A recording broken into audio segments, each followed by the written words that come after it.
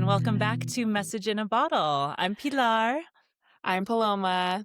and we are two sisters who live far apart. We'd love to communicate through voice notes, which we call Message in a Bottle. And so we're bringing some of those, just some of those, to the world. We just love the conversations that we have and find them very interesting. So wanted to share that with y'all. You can expect some musings of the week, some inspiration of the week, and some recommendations. So can jump right into it. How's your week been so far, Ticha? It's been good. It is officially springtime here in New York City. Delightful. Well, and for anyone who follows, I guess maybe the news or sees things on Instagram about New York City, it was, I think, what do they call it? The most unprecedented winter in a decade or something like that. Basically, frigid and terrible, multiple insane blizzards. Like the city was just like, 3 feet of snow, crazy, like the snow just never melted. It was the most harsh winter to have as your first ever New York City winter. And for all intents and purposes, my first winter in, I don't know, 12 or more years. I've spent most of my adult life living in Northern California. That doesn't really vary like that.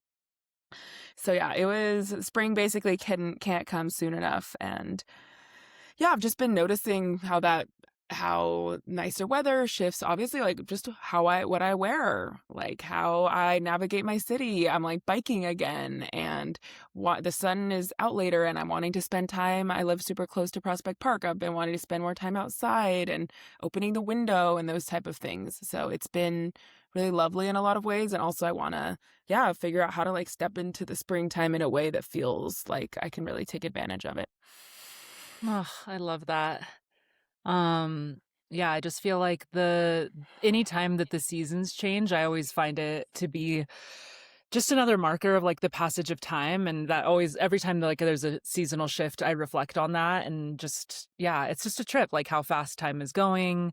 And there's these milestones and these markers. And yeah, I don't know, as I get older, it feels like every year goes by faster and faster. And, time is just like a very trippy thing to interact with. And then, yeah, just to see, people your age growing, changing, being more adults, kids in your life, to see them grow and change. My husband and I have a niece who just turned 16, and I've known her ever since we've been together for like 8 years or something. So I knew her as a little girl. And then you see someone grow up and it's just like, oh, how crazy. Like she's grown so much, and I actually have remained the same age. So it feels that way, miraculously. I haven't aged one bit. Like, no, it's just like, I love the change of seasons for that, like time to kind of reflect and think about. And then, yeah, just like the shifting of energy and stuff too. I definitely am feeling that here in Colorado as well. Although we had like a very, very strange,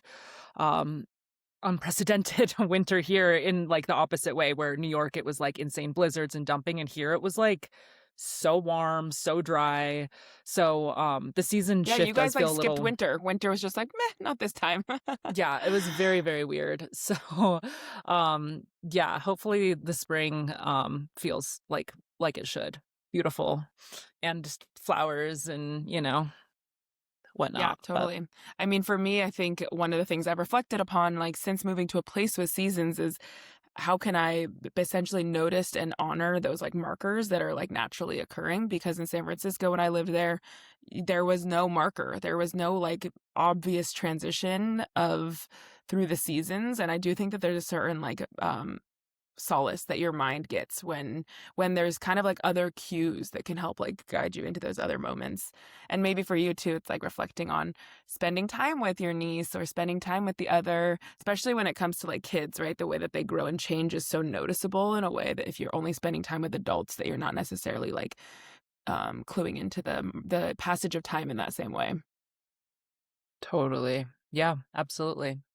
Yeah, it's nice to feel, even though we live in these like, man-made societies, to feel in touch with nature in that way. And I think we all, like are affected by, the days getting like it's staying lighter later, and the way that like just interacting with our outside environment definitely has a huge impact on us, and being in tune with that is nice. Yeah, it's important. important to keep your eyes open and your body like open to that as it I don't know, approaches you and whatnot. Absolutely. Well, what have you been musing on this week? What's top of mind? What's going on? Yeah, so I feel like it's maybe been like over the last couple of weeks that I've been seeing so many interesting, what I would call like, maybe it relates to the passage of time in some ways, actually. Yeah. There's been a ton of 20-year reunion resurgences, performances, series, specials, what have you. So one that happened recently was the Hannah Montana 20th year anniversary. So it's been 20 years since I think the show must have like aired, or maybe it wrapped. I don't know if it's the beginning or the end of that it marked. And they did this like huge special, and Miley Cyrus was there, and she did a lot of reflecting in some interviews and performances. And then there was also a Laguna Beach 20-year reunion. I've been seeing that content. Yes. Yes. Did you see the Hannah Montana stuff too? Not much of it, no. Just Okay. like maybe a few clips, but mostly, yeah, I was very dialed into the Laguna Beach. I never watched Hannah Montana. Did you? So I think this is like it shows the like the nuance of like just the few 8 years of difference in our age. So Hannah Montana for me came out right at the like, end of my like what I call like the Disney years, my kid years, where I was consuming that younger kid content. And because you were 3 years older, I would imagine that you were already fully graduated into the like TV VH1 world. So yeah, I was one of those shows that again I was watching it when I was probably like 12. So I was 12, maybe ish. And so there was a little bit of it that I like appreciated and thought was kind of fun. I liked the like lens into the like celebrity lifestyle and the duality of her like I'm like the keeping it a secret, like the dual personality like thing was really attractive to me about the show, but the rest meh. And then I wasn't like obsessed like I was maybe with some other shows. And Laguna Beach, I loved. Did we love it together? Loved. Obsessed. Yes, for sure. Like absolutely obsessed. Like, I mean, really yeah, big we both, fan. I mean, I think it's interesting because we both ended up like going to college out in California because the premise of that show, right? It's like early days reality show where they basically I think that they just approached a bunch of high schools in Orange County, California, and did casting calls there and got a group of kids to sign on and produced a very, a show where they showed the kind of like highly produced version of those kids' like lives. And then, it branched into so many different things from there because then there was The Hills, which was like a spin-off show with Lauren Conrad, one of the main characters. And then there was like, all these overlapping worlds and different shows that all branched into. So it's kind of like a little like universe that came from that. And it really set the precedent for, I think, what has since evolved into a very lucrative and popular, slice of the entertainment industry, which is, the kind of reality show world. Yes, I saw clips of them interviewing, Lauren Conrad and Steven and stuff and saying like Laguna Beach walked so blank could run. And they're like filling it in with like, oh, so Real Housewives could run. So, like name any. Love is Blind. Literally. Bachelorette, like zillions of other shows that really, do that type of thing. Yeah. The passage of time, man. Does that make us feel old? Does that make us feel some sort of way? Nostalgic? It's all of it. I mean, I think, one thing I think is really that I was like, okay, why are they doing all of these? And it to me seems like a massive marketing play to really pull at the heartstrings of millennials and to capitalize essentially on that nostalgia. To me, it's like it is a money-making scheme. It's not for the sake of like being nostalgic. It's for the sake of these streaming companies that have, these series in their, repertoire, in their library bank of stuff to be watched, to basically incentivize people to go revisit that and to maybe even get a whole new generation of people to go and explore that for the first time. And because it's interesting because there are shows like I think of like the show like The Sopranos or The Wire that basically like in some ways have like withstood this test of time, or Friends or Seinfeld, that both like and like people keep watching them and new generations of people keep watching them, and this seems to be pushing people in that direction. And also I'm like, maybe it's just a little bit of like there were brighter times, or it's like very like both of those shows have a levity to them, and they're very much like I don't know, California possibilities, um, hanging out in the sun, and like your biggest worry in the world is that someone's flirting with your boyfriend. I don't know. I saw an interesting take by a creator. I'll tag below, but he was just basically talking about his relationship to nostalgia and Mm, how he has to be careful with it. And I think it was a really interesting take because um it's a very powerful emotion, you know? Like, the second I saw all the Laguna Beach stuff, I was like, "Oof, oh my gosh, I love it." Like, I was, they got you you're just like, good. yeah, you feel and you're taken back to that time in your life. And yeah, like, in a lot of ways, um, maybe things were simpler, but also he talks about how, like, we idealize the past so much, and nostalgia is that. It's the taking of all of the good and kind of forgetting that, like, no, things were not perfect. And yeah, like, 20 years ago, there was problematic things that maybe, like, we've actually advanced on, you know what I mean? Like, there's a lot of things in society that that were not perfect by any means. It was not just a sunny easy time. There was still, political stuff happening. There's still inequality. There's still, like, it wasn't just simply a sunny time. And he basically was saying, like, he has to remind himself of that and not get so, like, kind of microdose nostalgia, which I think is a valid point. Like, you can't go back, so, like, enjoy it for what it was, but, like, otherwise, like, then you're also like, you don't want to just purely be like living in the past and idealizing the past and not, like, looking forward. So I thought that was, like, an interesting take. Yeah, I think that the balance of like appreciating something for what it was and then also like just moving beyond that is interesting to think about. And there's a few other things that kind of came up in this whole exploration of the past, and the past like being very present right now, especially with like the resurgence of these old shows or old movies. And recently I saw an ad for a brand new Harry Potter television series on HBO. Have you heard about this? No.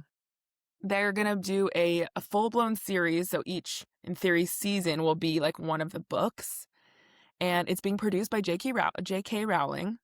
They've already shot it, like, they have the full, like, trailer. It's HBO and New actors, I assume. yes, We've already seen this. This is already, like, we have the books, we have an entire movie series. Like, do we need a and new beyond the TV series, they version? also did the whole, like, fantastic what is it called? Fantastic Beasts thing that was Okay. supposed to be, like, a Yeah. little bit of a spin-off adjacent thing, which apparently didn't do, like, as well as they wanted it to. Yeah, and it's so I'm just like, are you even pulling at nostalgia anymore, or is this like it, to me it feels so much just like a play to expand the universe and to capitalize off of this original idea. But then now I'm like it diminishes the quality of the idea if you can't just move on from it and just like leave it to be this thing that it was. That's yeah.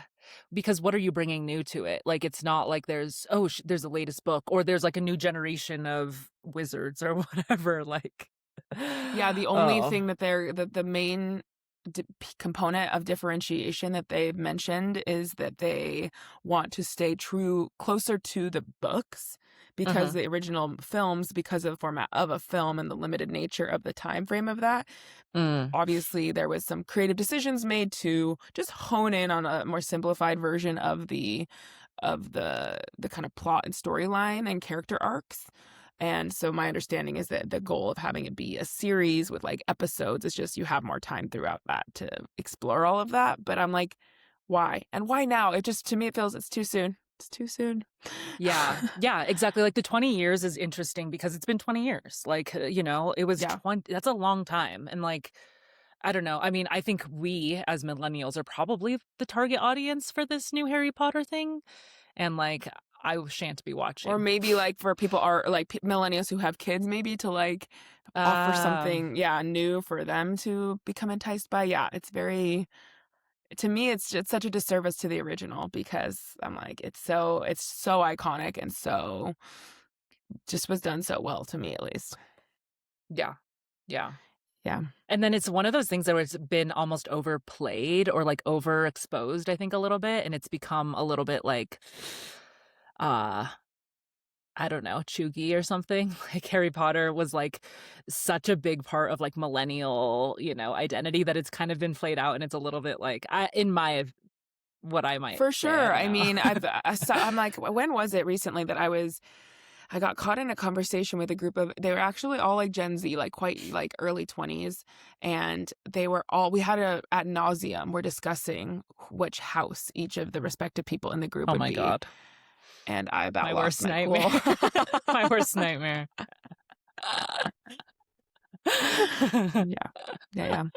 Yeah, overplayed. So that's like a different angle of like kind of taking that nostalgia almost like too far to the recreation, especially because it's like not even paying, to me it doesn't really even pay homage to the original when you're trying to recreate it in that same format versus, yeah, I think that the reunion stuff, I didn't like watch a lot of it, but it did really seem to be kind of like honoring it and playing into it a little bit. Like I think Miley Cyrus maybe like did some of the like performances and sang some of those like iconic songs and did the choreography that she did in that age and gave her a moment to really explore and share about what it means to be associated with a character that's so iconic. And I know that there was a big moment for her post Hannah Montana that she was really felt really strongly about moving away from that and not being stuck into that archetype. Yeah. Yeah. And that's what's, I think, cool about like both of the Laguna Beach and the Miley Cyrus reunion is that like these people went on to do a ton of other things, and they get to like honor what gave them that opportunity. Like Hannah Montana was huge for Miley Cyrus. Yep. Like that was a starting point for her career. All of these Laguna Beach people, I mean, that has sparked a ton of careers and like the opportunity, and they get to like kind of reflect on the thing that gave them, you know, their first shot. And like that one is just crazy because they were kind of just like, yeah, scouted by MTV at this school, and then, you know, like their lives changed forever. A lot of them, some of them have like maintained a more quiet, like normal life, but LC and Kristen Cavallari and yeah, they've gone on to have, you know, public. Lo What does has Lo do? she has like I would call like a women's wellness brand that's actually like her products are sold at Targets. It's like I think it's called Love Wellness, something like that. And it's like women's probiotics and other kind of like femme care products. Got it. Okay. Wow. Yep. Steven, I think, has gone the kind of like correspondent route. LC has a couple different companies. I know like Kristen has done subsequent television shows. Also, she was married to that football player. What's his name? Jay Cutler. Yep. She has a jewelry brand. Yes, she does. What is it called? Uncommon James, I believe. Okay. Wow, I know too much.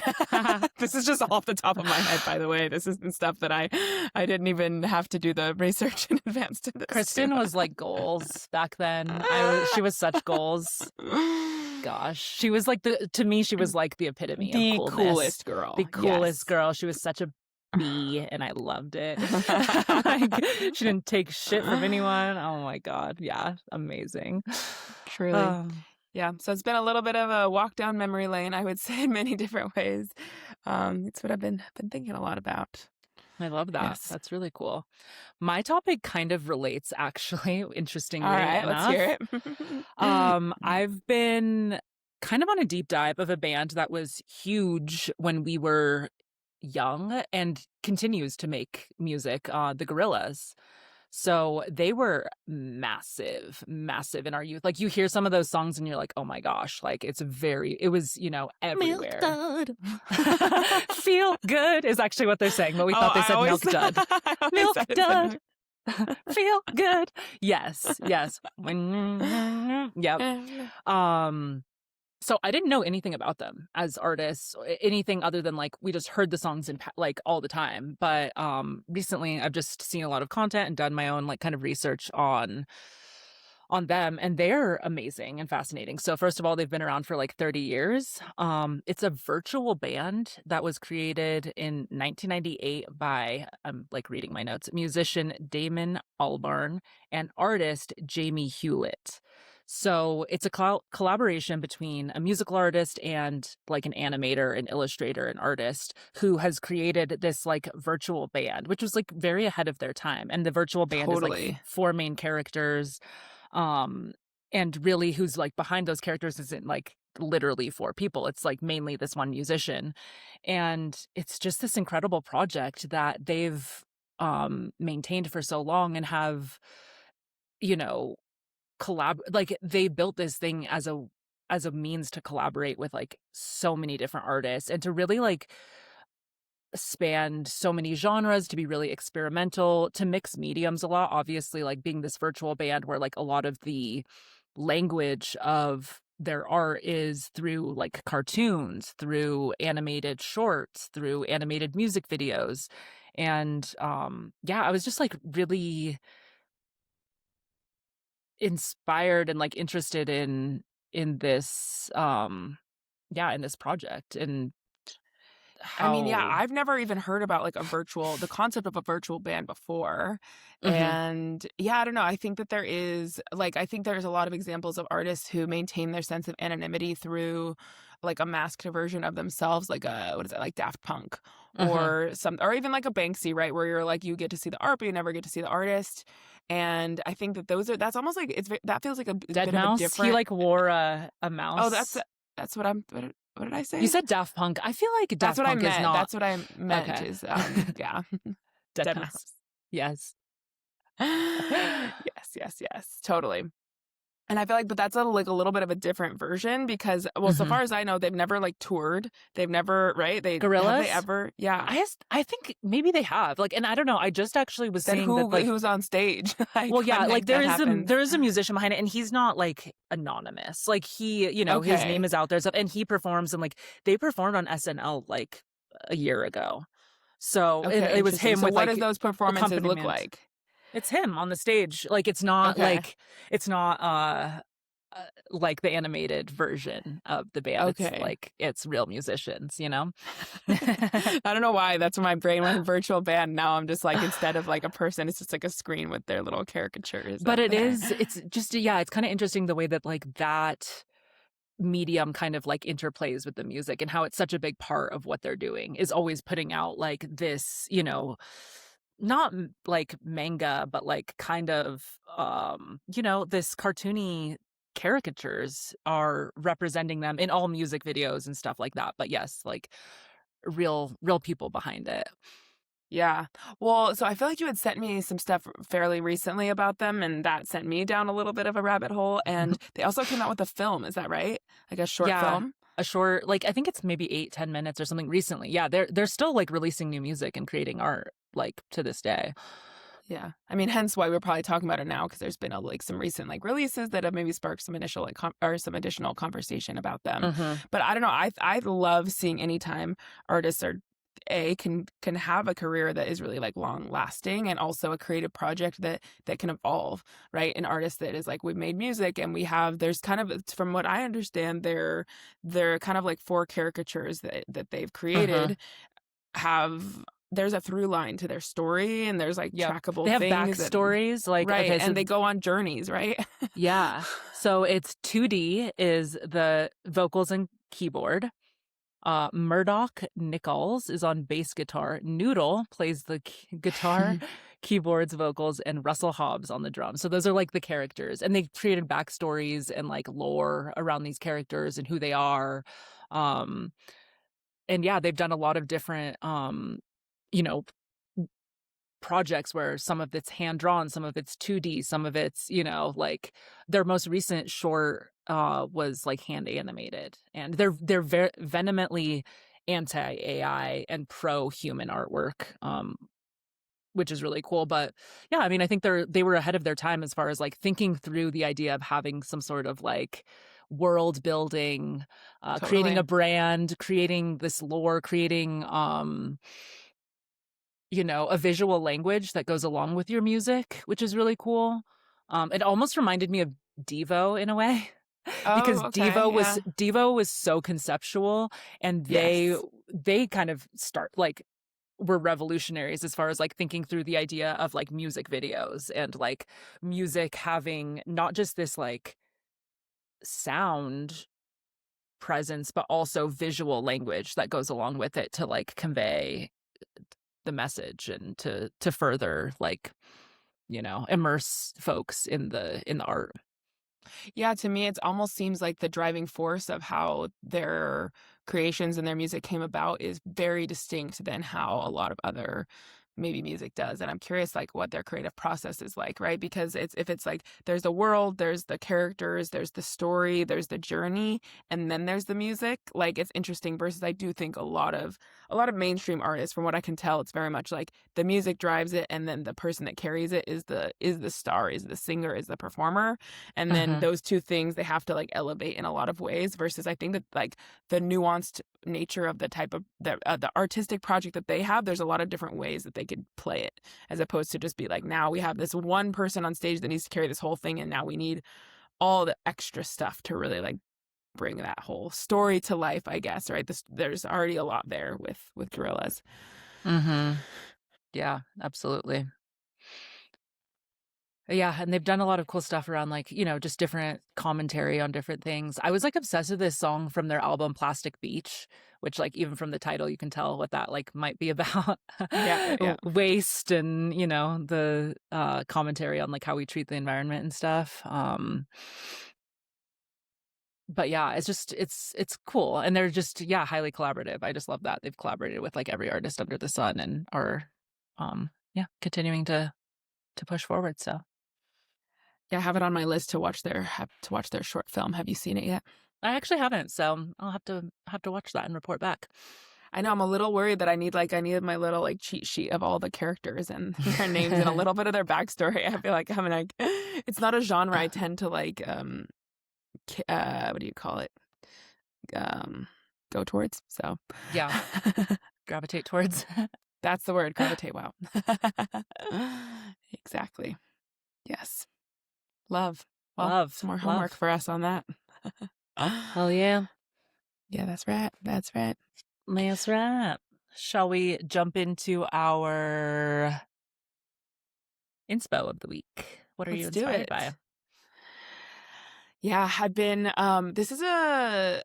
inspired a lot by these videos that they're videos that I had previously seen a little bit of, but recently for whatever reason I decided to click more and went down a little bit of a rabbit hole on. And the creator that I've been paying a lot of attention to name is, where is it? Ari at Home. So he is a 25-year-old creator. He's a, I would say, self-taught, mostly kind of like at-home DJ. He started a YouTube channel, I believe, like 9 or 10 years ago. So when he was, presumably like early high school years, just in his house, hence the name Ari at Home. And I believe maybe like kind of post-pandemic era, really like decided to bring his efforts out into the streets of New York City. And so now his concept essentially is that he collaborates with random strangers on the street and makes a piece of music. And so sick. It's insane, actually. Like when you think about like A, the idea, B, the conviction just to go out there and do it is incredible. He essentially like equips himself with this full like DJ rig. So it's kind of like a giant thing like attached to like, obviously he has to distribute the weight, so something around his waist with his like turntables up front. There's speakers attached to him. He has a microphone that's attached to the speaker component. He has a headset so he can get the feedback and all of that stuff.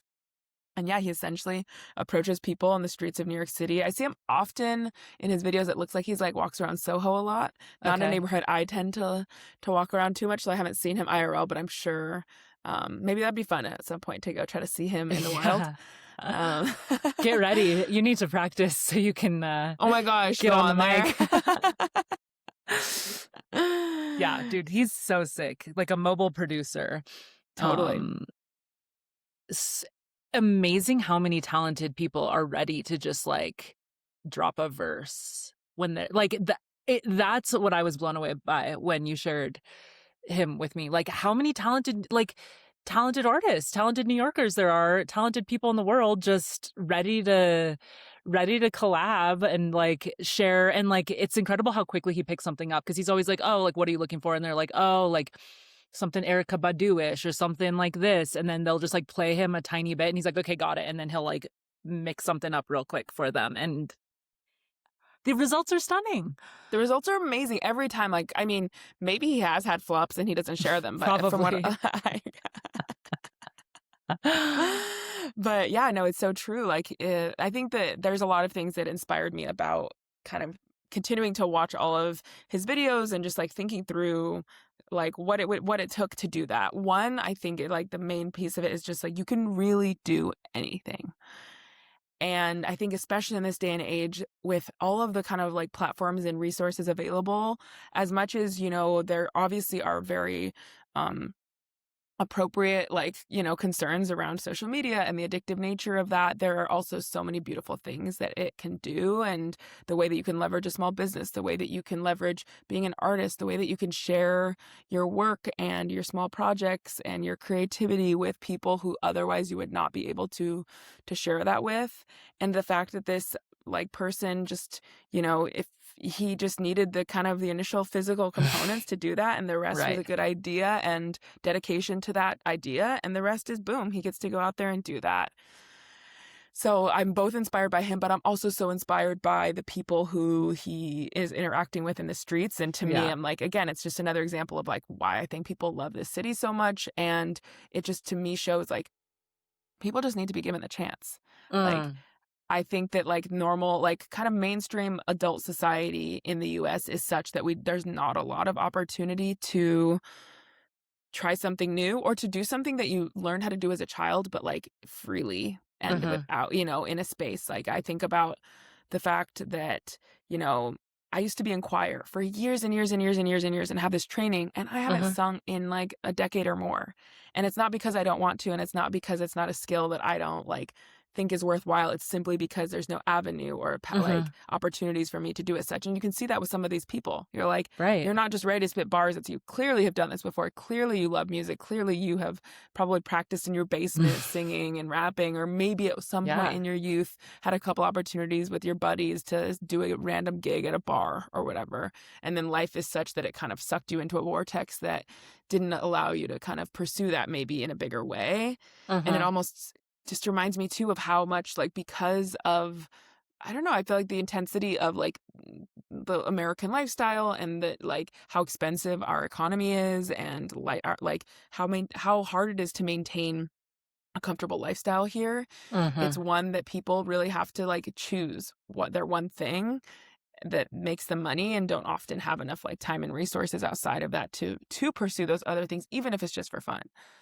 Right. Even if the only goal is just bringing yourself joy and or bringing joy and like just Yeah. expressing yourself, right? And then like making art without it. Yeah, like just to make art, just to sing, just to paint, just to do it Yeah. without any sort of expectation or goal of it being a economic endeavor, Hmm. And like yeah, having these spaces for people. Like there's clearly so much rich talent, and um I want to kind of go back to what you were saying about like the good things about the modern age that we're living Mm. in, which is kind of what I thought too when I saw this. I was like, oh, like he's really utilizing technology but still like infusing it with the human, which I think is like the beautiful thing, because it's like yeah, obviously he's on Twitch, he's on the internet, he's streaming this stuff, he's got a huge Instagram presence. He's using technology, like the keyboard and the microphones and those tools Technologically are made sounds for what, yeah, like, exactly, yeah, like technologically, made sounds, but you still need that human element. And he's like, and I love that mix. And I think that's like a beautiful place for humanity to be, is to like be leveraging these tools in a way to like, yeah, make beauty, to share, to, like that's like probably the best side of like where we are and where we can go with, interacting with technology essentially. totally. Yeah, and I think I don't know, yeah, it's like, I think that I always appreciate remembering those things, and I think those are the types of folks that I follow on social media and the type of Mhm. things that I'm consuming, because to me it's the good side, it's the side that makes me feel that inspires my creativity, Right. and, so much of the kind of community related events that I attend in New York City are ones that I find on Instagram. Mhm. And to me, I'm like, I use it as a community building tool, as one that makes me feel like I understand, the things that are moving culturally, the where I get exposed to the latest fashion, where I get exposed to the latest, art and just happenings in the world. To me, that's the window that it really opens up for me. And yeah. I wanted to ask you about we've had these conversations when you were traveling in Latin America, specifically in Argentina, and how you compared the way that Argentinos kind of infuse their lives with art and how you saw it as like maybe a bigger presence Hmm. relative to here. Yeah, what is your do you have a specific question, or you just want my like Yeah, I just want to hear about it a little more because I think it relates when you said like because maybe and like maybe this is, just a hypothesis, but like because of the grind in the US, is that why we have mm, less art or like is it like why is it prioritized more if you have any thoughts about like or just sharing like what you experienced when you were in like Argentina, Buenos Aires specifically? yeah, I had this thought. I'm trying to. I feel like it was like maybe like a week ago, because I went out dancing, and it had been so long since I had really like been out dancing, and it was a DJ, and they were spinning, but in right in front of the DJ booth was a drummer, and the drummer was like riffing live on Uh, top of the music that was being like spun by the DJ. And I was just like dancing, and I was like, I loved hearing the live component of it. Really like elevated the whole thing to me. And I told my friend who I was with, I was like, oh, like I used to be like, I was like, when I was traveling, I was hearing live music 5 times a week. Like yeah. I never ever had to go out of my way to be exposed to that. Hmm. Granted, I was a full-time traveler. I was like staying in hostels and meeting other young people who also wanted to go out and experience nightlife. And it's just one of those things where you're like, the main thing, activity to do is just go out and be in the world. And the likelihood, like, in all likelihood, you were going to like stumble upon it. Hmm. And so I think from that perspective, yeah, like my experience there was very much like it's constantly around everywhere, and you don't have to work hard to obtain it. But I also do have to, a little bit of that is obviously my lifestyle. I can't say to your average like Argentinian person living in Buenos Aires who's like maybe working 2 or 3 jobs to navigate the fact that they have a really intense economic crisis going on is going to be able to tap into that as much. So I think there's a lot of factors there, but I think it I don't know. I do think that I found there's a lot of like undercurrents of really like hippie vibes in Buenos Aires. And yeah, I met a friend while I was traveling, and she and her partner are both from Buenos Aires, and they both moved to another province out just north of the province of Buenos Aires, and they opened their own cafe. And I saw all the images of their like launch day, their opening day at their cafe, and of course there's like multiple performers playing on the guitar. And I met so many like travelers who were just traveling, like they had the tiniest backpack with clothes, but they were also carrying a guitar. And like The it just priorities, like that just shows you the priorities, right? I totally mean, just when I visited you, which is obviously, like I was there for a couple weeks or something, but in Buenos we Aires. in Buenos Aires, Yeah. yes, and we saw like we experienced a ton of live music, like, from tiny corner bar, a couple guys singing to, bigger performances to, it felt like it was music especially, and maybe I'm not talking about like all arts, but it did seem like it was a big part of people's priorities is to have some sort of creative outlet, which is really cool. Yeah, and I do find it to be like more than any other place in the US that I've ever lived. I think New York feels way more like that. I Totally. mean, I every single day I walk around the city, I see people carrying instruments. Today I I love got on the that. train and I saw this girl, I don't know what it was, some sort of print that she had maybe been making, and she had some stuff, like basically some art that she had made in a little folder, and she was like Yeah. examining them, pulling out one by one on her lap, like on the train. And yeah, last week alone I went out dancing like 2 different times, both times DJs, one time with the live drummer. Last night I attended this event that was like, yeah, had a musical element to it. Like it is very much around. Sometimes it's the pay to play model, because at the end of the day it is America, but um very seldom do I hear free music, I will say that much. Versus I do think in Latin America there's a plaza culture and there's a lot of like, yeah, common free spaces, and you'll see people just kind of jamming out more in those places, or even bars where you're like, there's no cover for the music, there's donations to the band, and you obviously ideally are buying drinks, but you don't have to pre-reserve a ticket or pay $50 for a seat or what have you. Mm-hmm. Totally. Just more accessible. Yep. So, yeah, that's that. Love Music. Ari at home. He's amazing. Yes, we love him. We love him. Shout out. What about you? What's been your inspiration this week? Yes. My inspo of the week is a fashion designer, Willy Chavarria. He's a Chicano fashion designer from the US.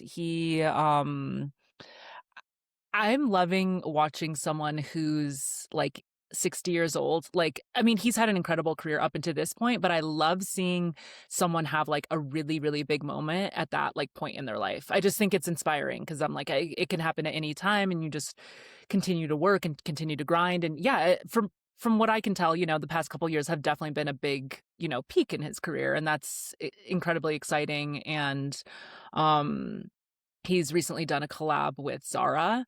So very mainstream, very accessible. And yeah, I really love the way his work kind of infuses his identity, his Chicano Mexican American heritage, all of the incredible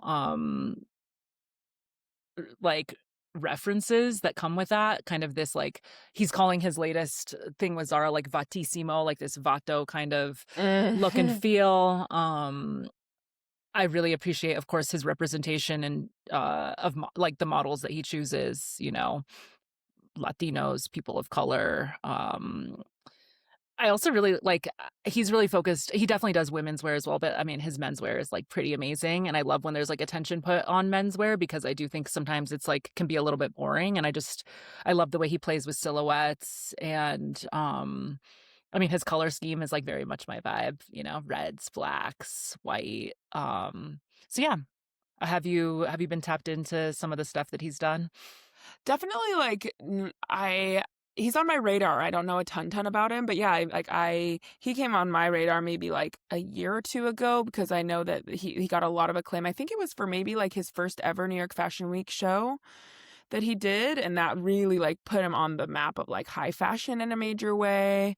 And then I know that he came out with like a second one, and I've seen a little bit of some of that content and whatnot. And I heard rumor of this kind of like Zara collab, but I haven't seen too much of it. Yeah, I think it's really good. And he had his first like Paris. He showed at Paris Fashion Week, I think, for the first time like last year. Or yeah, maybe I'm confusing the Paris and the New York, or maybe it was both that he did. Could have been both. Yeah, he's been, I mean, popping off. And I think it sounds like he like worked at some major other US fashion brands before. He kind of had his own label and stuff. He was at, I believe, Calvin Klein and stuff before. So he's been on this journey, but it's really cool to see someone like infuse so much of their heritage and their vibe into their brand and into their into their vision. It's really cool. Yeah, I mean, to me, he's another amazing example, and really helping, maintain the propulsion of the fact that Latinos are having such a moment in, I think, like in the broader conversation of American art, I think across the board, music, television, movies, celebrities, fashion designers, in every kind of facet, Latinos are like really at the forefront. And I think that it's so well deserved, and like feels like it's like, yes, they're having their moment to shine, and like for every reason.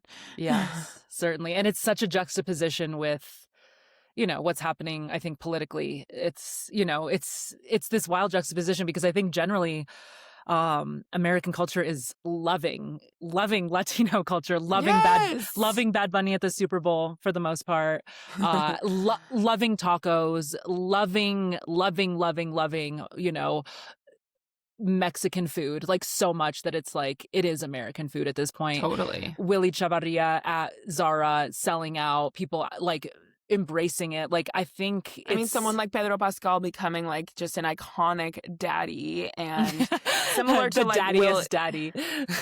similar to Willie in the sense that like, yeah, he really kind of hit his peak of his career later on. I think Hmm. maybe he was already like in his 40s when he got some of those roles that really like put him into like superstardom. And yeah, Yeah. So it's beautiful to see. Absolutely beautiful. And very important. no doubt about it. Good inspo. So check it out. What are you going to recommend to everyone this week? Yeah. I am midway through reading a book that I already been loving so much. And so I can't like basically I already recommended even though I haven't finished it. The book is called The Art of Gathering. It is written by Priya Parker. Priya Parker is a event kind of like guru, I would say. Like my understanding is that she's done a lot of she's not just like she's not an event planner, but almost like more of like a consultant, someone who over the years has like worked with a ton of different types of clients to really like curate what their maybe conference looks like, or to figure out with a small group of business leaders like, okay, we're trying to accomplish this major transition in our companies, and we all the leaders want to come together, and like how can we best do that, how can this meeting be the most beneficial thing possible, and to really like optimize the time that we're going to dedicate to spending together.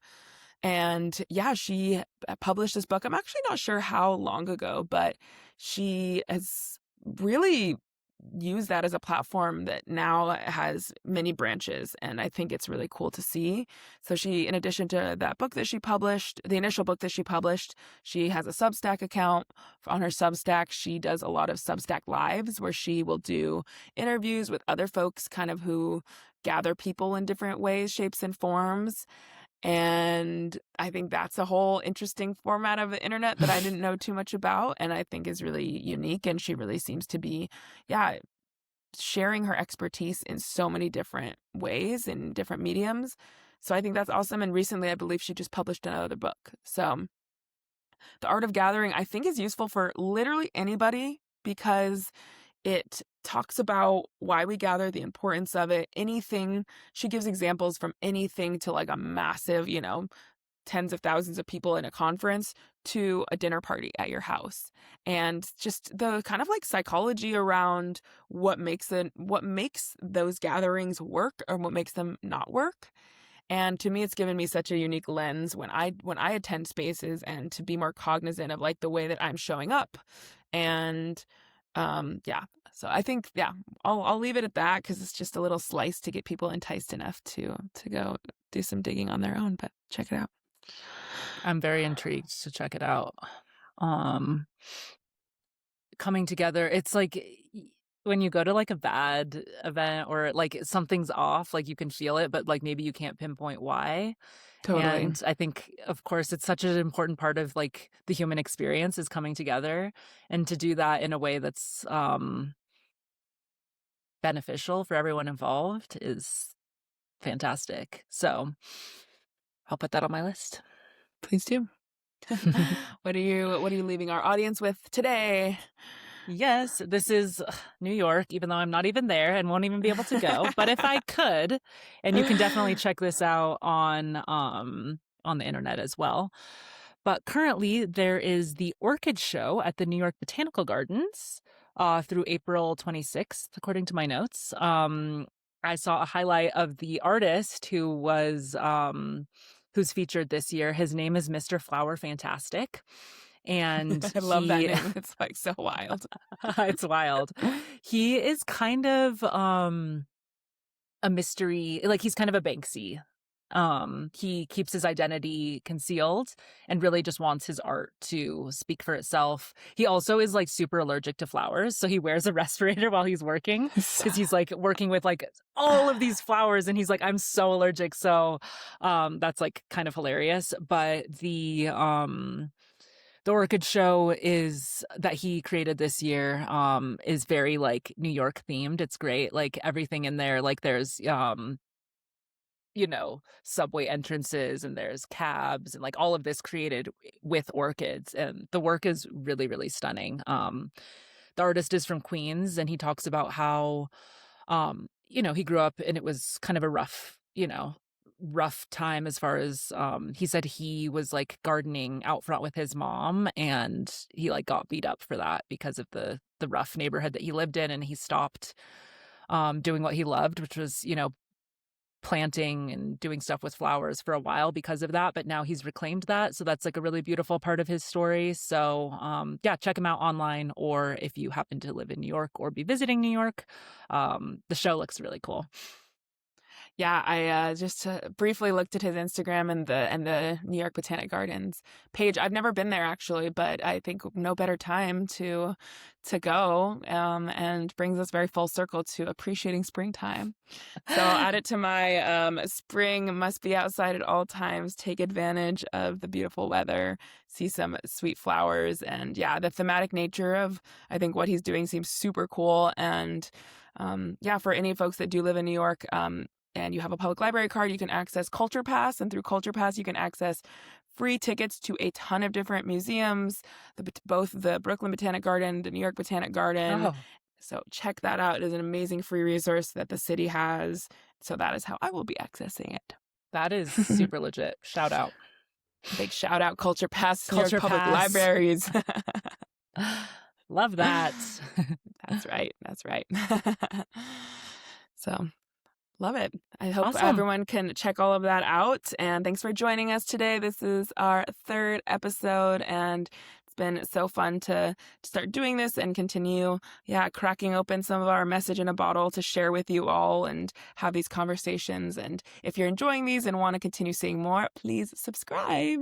Like and subscribe. Also, we're open to feedback. So you have any thoughts or want to share any of your inspo or recommendations of the week, we also love to hear from you. So drop it in the comments. And yeah, we'll see you next week.